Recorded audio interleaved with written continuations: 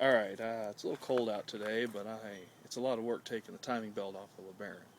So I thought I'd shoot a little video and show you guys what all it took to get this thing changed. Alright, so here's a little bearing. It's not much to look at, but the engine and the transmission are in really good condition.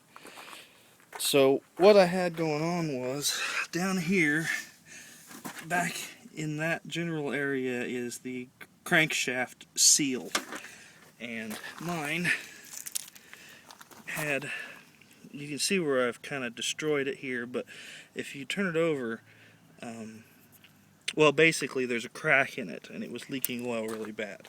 And also you'll see that it is very, very stiff and not flexible at all. So I replaced that first. I didn't bother changing the ones behind here because they're not leaking, and I didn't have enough extra time to pull them off and do the whole changing them out, the seals. Down here's the tensioner spring, which you would think does something but actually doesn't. The tensioner is set one time and you crank it down, and watch how tight you make it because it screws right into the oil pump, and it's made of aluminum. Now this is all the stuff that had to come off. The air conditioner belt, all the plastic that covers the thing. I went ahead and took the air conditioner assembly off because I had no Freon. The serpentine belt, that's the old timing belt. This is the engine mount.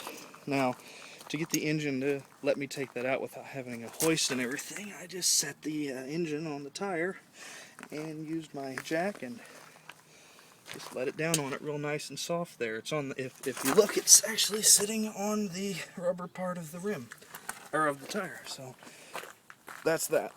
Now another caveat. Yes, I said caveat, not caveat. The timing belt. See where it's riding on the pulley? That's where it should be. I spent probably an hour trying to figure out why the timing belt did not ride on the pulleys. It was hanging off the edge here, riding off the edge of the tensioner instead of on the back in past the metal. Basically, I was testing the engine. I was starting it up and turning it back off again, which is fine because none of this is oil submerged. But behind your harmonic dampener double pulley assembly thing, there's a little tiny, I want to call it a washer. It's like a little steel plate. Maybe you can see it if I stick the phone way in there. I don't know. My light's missing. Well, anyway, it's back there. That has to be on. That's what lines it up. And just to show you what a redneck mechanic does, fire it up, sucking some fresh air there, no filter. Here's everything spinning around, doing its thing. Water pump turning, me keeping my fingers back, going around goes this way.